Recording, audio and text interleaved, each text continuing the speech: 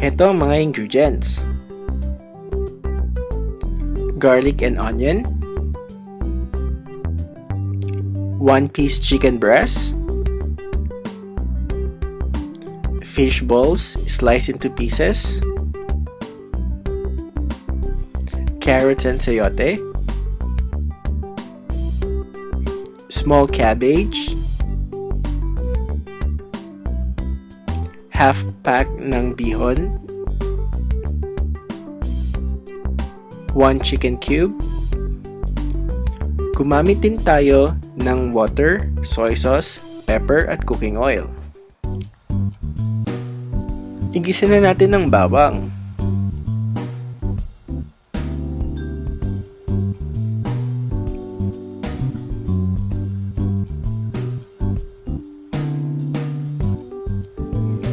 At isunod natin ng sibuyas.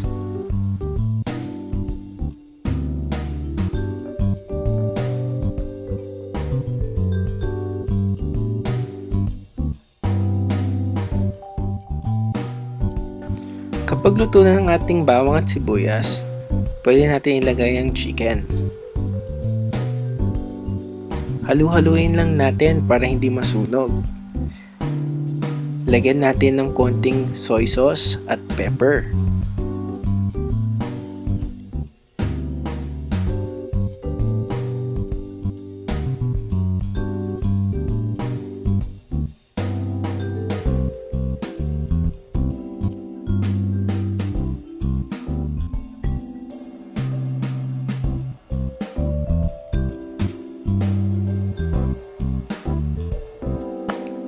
Ilagay na rin natin ang fish balls. Halu-haluin lang natin.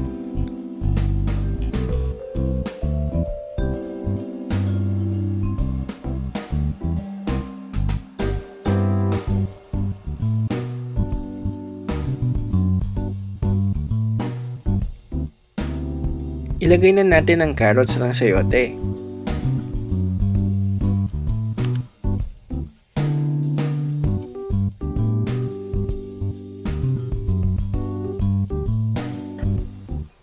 At lagay na rin natin ng repolyo. Konting halo-halo lang to, guys.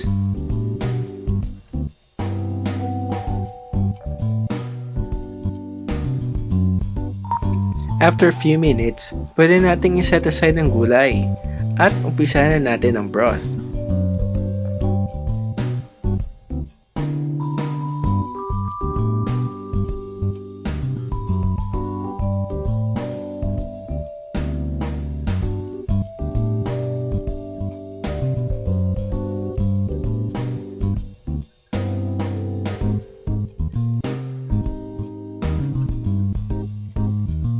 Sa same wok, magpapakulo lang tayo mga 2 to 4 cups ng tubig.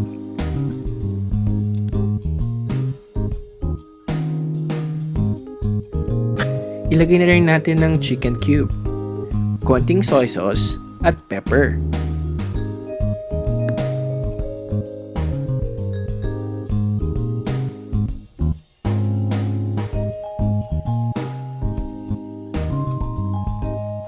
Pag kumukulo na, pwede natin ilagay ang bihon noodles.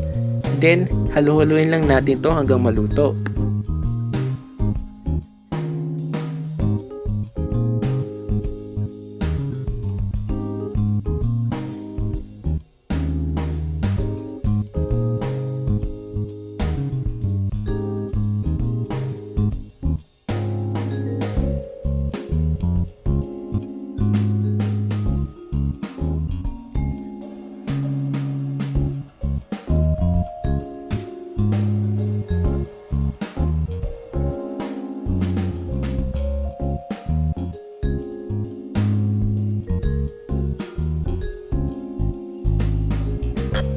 Mag-add lang tayo ng konting pepper at ihalo na ulit natin ang gulay.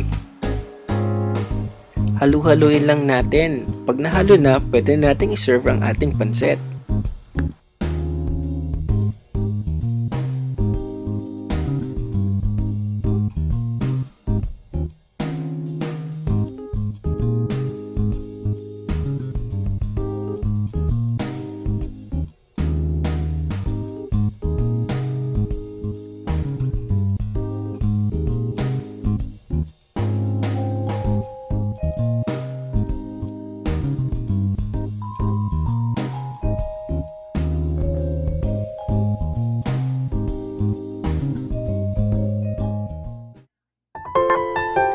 Heto na ang ating pansit bihon.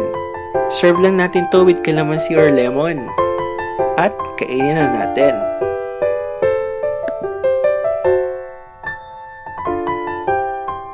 If you like my video, please don't forget to click like, share, and subscribe.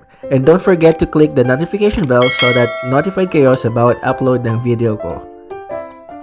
Thank you for watching!